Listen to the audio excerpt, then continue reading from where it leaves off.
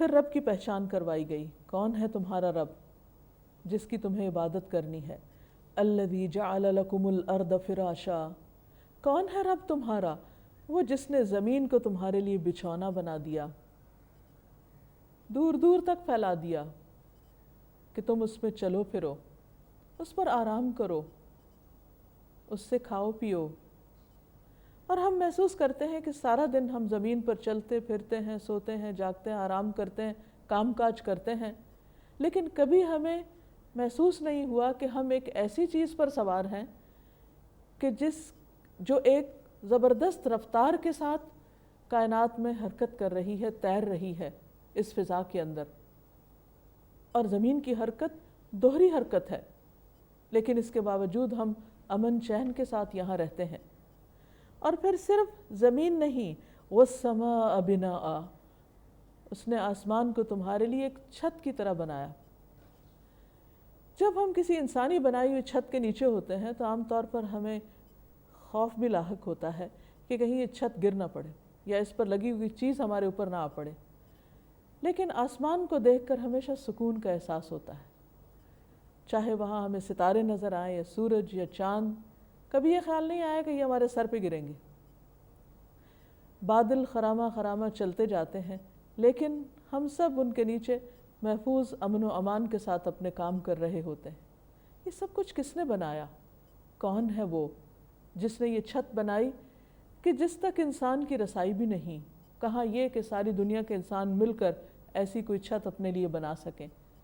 تو جس نے یہ بنایا وہی اس کا اہل ہے، وہی اس کا مستحق ہے کہ انسان اس کو اپنا معبود بنائے۔ انسان کی یہ ویکنس ہے کہ جب اس کو اصل خدا نظر نہیں آتا، اپنا معبود، اپنا خالق نظر نہیں آتا، تو وہ نظر آنے والی چیزوں کو اپنا خدا بنا بیٹھتا ہے، جس کی وجہ سے وہ مشکل میں پڑ جاتا ہے۔ پھر اللہ سبحانہ وتعالیٰ مزید اپنا تعارف فرماتے ہیں، وَأَنزَلَ مِنَ السَّمَاءِ مَاءً، اور اس نے آسمان سے پانی اتارا، فَأَخْرَجَ بِهِ مِنَ الثَّمَرَاتِ رِزْقًا لَكُمْ، پھر اس پانی کے ذریعے زمین سے تمہارے لیے پھل نکالے، غلہ نکالا، تمہارے رزق کا اہتمام کیا، تمہیں کھانے پینے کے لیے طرح طرح کی نعمتوں سے نوازا۔ تمہارا فرض کیا بنتا ہے؟ فَلَا تَجْعَلُوا لِلَّهِ أَنْدَادًا، تم بھی اللہ کے ساتھ کسی کو شریک نہ ٹھہراؤ، کسی اور کو اپنا الہ نہ بناؤ، کسی کو معبود مت سمجھو، کسی اور کی عبادت نہ کرو۔ لیکن انسان کی عام طور پر کمزوری یہ ہے کہ جب اس کو اصل الہ نظر نہیں آتا تو وہ دوسری چیزوں کو اپنا الہ سمجھتا ہے۔ اللہ کے سوا باقی تمام چیزیں مخلوق ہیں، کریٹڈ ہیں، کریشن ہیں، تخلیق کی گئی ہیں، بنائی گئی ہیں۔ خالق صرف ایک ہے، بنانے والا ایک ہے، اور اس نے صرف بنایا نہیں، وہ ان سب چیزوں کو چلا بھی رہا ہے۔ اسی وجہ سے ہم دیکھتے ہیں کہ ہر چیز اپنی ایک مخصوص رفتار کے ساتھ کام کر رہی ہے۔ سورج کو دیکھیے، جب سے بنا ہے اپنا کام کر رہا ہے، اس کی مشینری میں کسی دن خلل نہیں آیا، اس نے کبھی اپنا کام چھوڑا نہیں۔ اسی طرح باقی مخلوقات بھی جس کو اللہ نے جس کام اور جس مقصد کے لیے پیدا کیا، وہ تمام چیزیں اپنا مقصد پورا کر رہی ہیں۔ اسی طرح اللہ نے انسان کو اپنی عبادت کے لیے پیدا کیا، ایک ایسی مخلوق پیدا کی جس کو اللہ نے عقل دی، سمجھ دی، ہوش و حواس عطا کیے، تاکہ وہ اللہ کی مختلف پیدا کی ہوئی چیزوں کو دیکھ کر، مختلف نشانیوں کو دیکھ کر اپنے خالق کو، اپنے رب کو پہچانے، اور پھر اپنی چوائس کے ساتھ، اپنی مرضی کے ساتھ، اپنی خوشی کے ساتھ، اپنے دل کے بھرپور جذبات کے ساتھ اپنے رب کے سامنے جھکے، اس کو پہچان کر اس کو مانے، اس سے محبت کرے، اس کے آگے اپنا سر جھکائے۔ لہٰذا اللہ اپنے بندوں سے کیا چاہتا ہے کہ وہ اس کے سوا کسی اور کے لیے اپنا ماتھا نہ ٹیکیں، کسی اور سے نہ مانگیں، وہ اپنے رب سے مانگیں، کسی اور کو اس کے برابر قرار نہ دیں، کیونکہ انسان کو اللہ نے ان تمام چیزوں سے افضل بنایا ہے۔ یہ جتنی بھی چیزیں ہم دیکھتے ہیں، سورج، چاند، ستارے، زمین آسمان یہ انسان کی خدمت میں لگے ہوئے ہیں، اس لیے انسان کو ان سے کام تو لینا چاہیے، ان سے فائدہ تو اٹھانا چاہیے، لیکن ان کو پوجنا نہیں چاہیے۔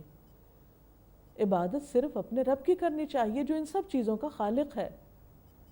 پھر فرمایا وَإِن كُنتُمْ فِي رَيْبٍ مِّمَّا نَزَّلْنَا عَلَىٰ عَبْدِنَا، اور اگر تمہیں کوئی شک ہے اس چیز کے بارے میں جو ہم نے اپنے بندے پر نازل کی، اشارہ ہے قرآن مجید کی طرف، جو کہ اللہ نے بندوں کی رہنمائی کے لیے، ہدایت کے لیے بھیجا، جس میں عبادت کے طریقے بتائے گئے کہ انسان کو کرنا کیا چاہیے۔ یعنی اللہ سبحانہ وتعالیٰ نے انسان کو ایسے ہی چھوڑ نہیں دیا، پوری رہنمائی عطا کی۔ تو اب اسے بتایا جا رہا ہے کہ اگر تم اس کتاب سے رہنمائی حاصل نہیں کر رہے اس لیے کہ تمہیں اس کے اللہ کی طرف سے ہونے میں شک ہے، تو اپنا یہ شک دور کر لو۔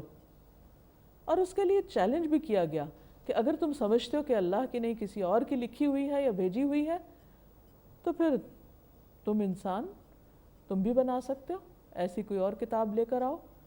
کتاب نہیں تو کوئی صورت ہی لے آؤ۔ ایک اور جگہ پر فرمایا کہ 10 آیتیں ہی بنا لاؤ۔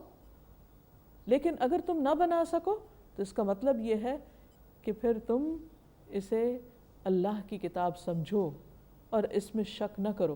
جیسے کہ آغاز میں کہا گیا کہ ذالک الکتاب لا ریب فیہ، یہ وہ کتاب ہے جس میں کوئی شک نہیں، لیکن اگر تمہیں شک ہے تو پھر اس جیسی کتاب بنا کے دکھاؤ، اور اگر نہیں بنا سکتے تو پھر کیا کرو؟ ایمان لے آؤ اس پر، اسے اپنا ہادی اور رہنما سمجھو۔